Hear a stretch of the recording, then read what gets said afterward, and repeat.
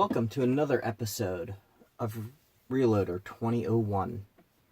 Today we're going to go and talk about converting your 223 brass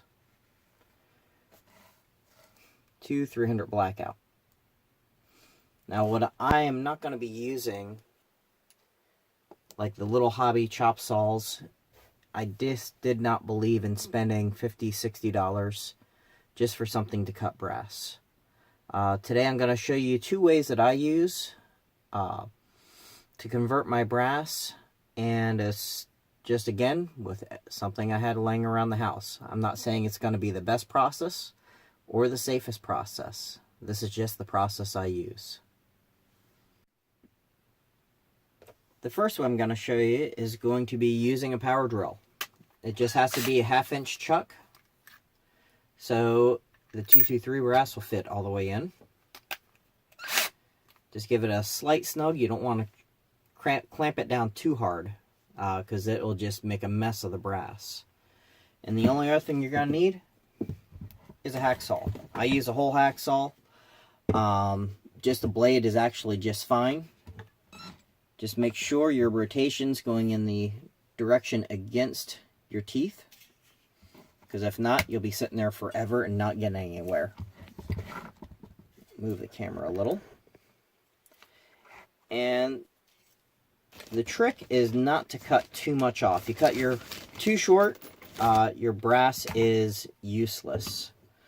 Now basically where I trim is right behind the neck. I know it's a little bit too much, but you can always trim later.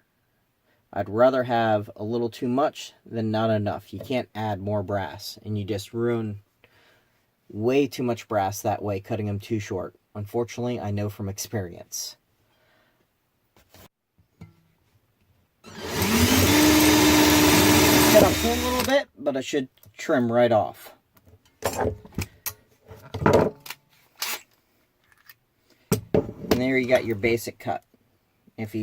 I like to always have another one piece of brass I already have, just to make sure I didn't go too short. And that's always a good way to tell. Now my second and favorite way to convert 223 to 300 Blackout brass is using a 4-inch angle grinder. Just with a very thin cutting blade.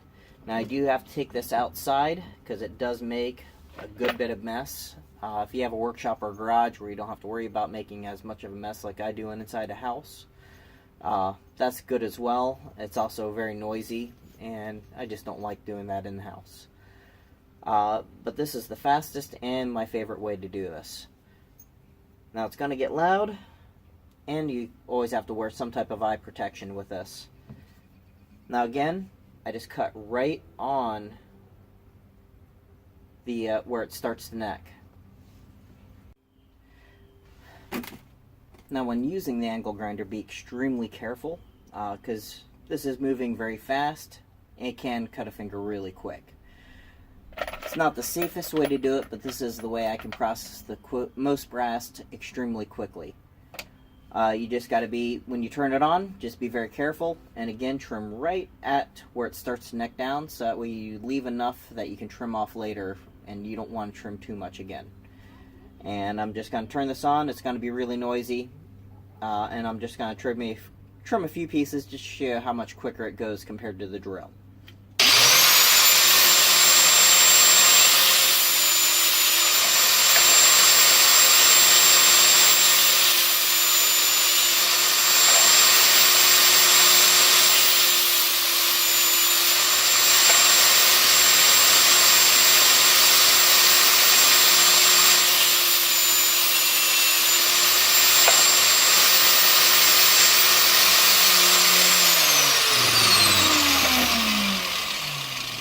And again, this process does leave a little bit more burrs than the other process using the drill and the hacksaw blade. But again, as you can tell, I can process a lot more, a lot quicker. After you get all your brass trimmed, it's always good to deburr a little bit before you before you trim. I like the RCBS one. Costs a little bit more, but the Lee ones, they're fairly inexpensive. They do just as good a job. Just to get the extra burrs off that you might have from the whatever cutting process you choose. The faster one that I like using an angle grinder does create a little bit more slag, so you do have to deburr a little bit more. But both methods work well. Using the hacksaw blade and the drill, it's a little awkward for me, and I just can't do as many as quick. After you get all your brass cut, just make sure you have it oiled very well, and then just have your standard 300 Blackout sizing die. I'm using the Lee 300 Blackout die set, just because you can buy them inexpensively. And they're decent sets for the price. I think I paid only $25 for this one. It doesn't take a lot of force to size it. You get your neck. And all that's left is the trim. This is just a very old trimmer that I've had. This was my dad's. So it's probably a good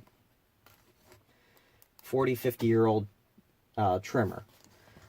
But as you can see, I don't have it clamped down to the table like I normally do. It did not trim much at all, because I had this one cut real close.